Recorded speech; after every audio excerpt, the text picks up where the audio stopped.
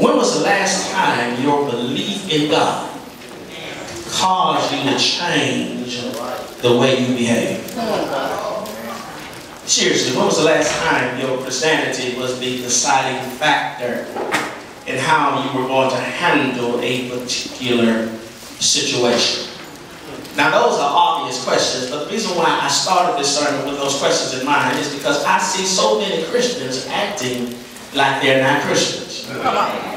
I see so many believers acting like the world when they are faced with certain situations. So I want that question to penetrate your consciousness and ask yourself, when was the last time your Christianity or your belief in God was the deciding factor in how you were going to handle a particular situation?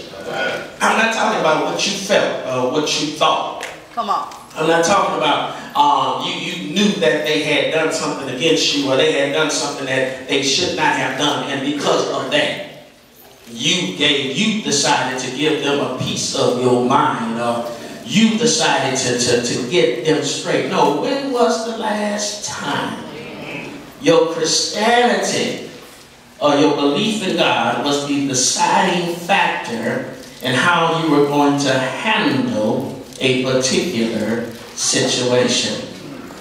Better yet, when was the last time you allowed yourself to blow up due to something happening or someone who made it happen?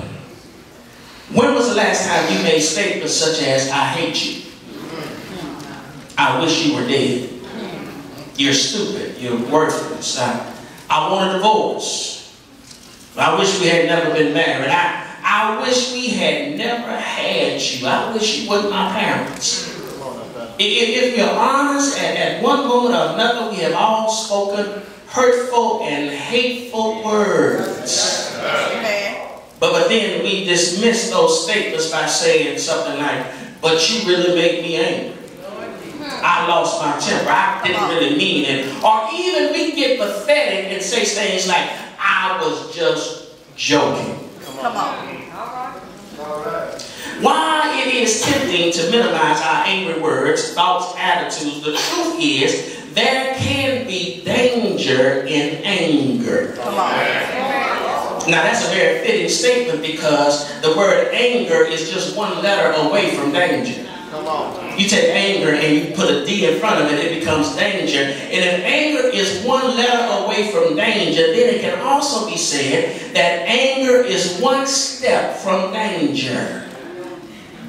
Capital, you got to get this in your spirit. The way some of us react to stuff and allow stuff to drive us up a wall and drive us to places of anger, it's obvious that a whole lot of us in here don't intend to live very long.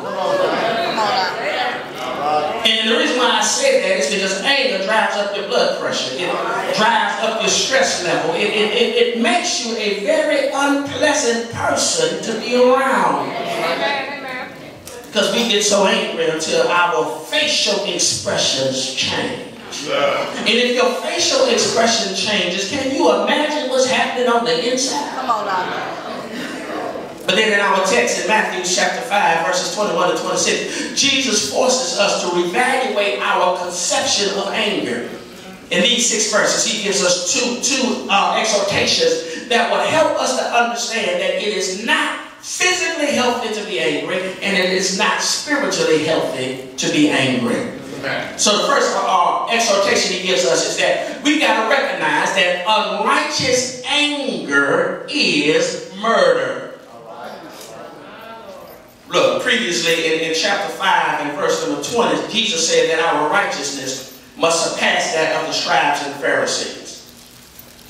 Now, according to some of us, when we read the Sermon on the Mount, and that's when Jesus first began to preach to the people, we will say now that Jesus didn't stop preaching and he just started living. Because now Jesus switches gears, and Jesus could have tackled any subject, but he begins the body of his sermon by dealing with anger. And the reason why I think that Jesus started dealing with anger is because anger is a sin that many of us struggle with. Come on now. Look at in chapter 5, verse 21, Jesus says, you have heard that the ancients, talking about the Israelites, were told, you shall not commit murder, and whoever commits murder shall be liable to the court. Now, the opening phrase you have heard alerts us to the fact that Jesus now is about to quote something from the Old Testament.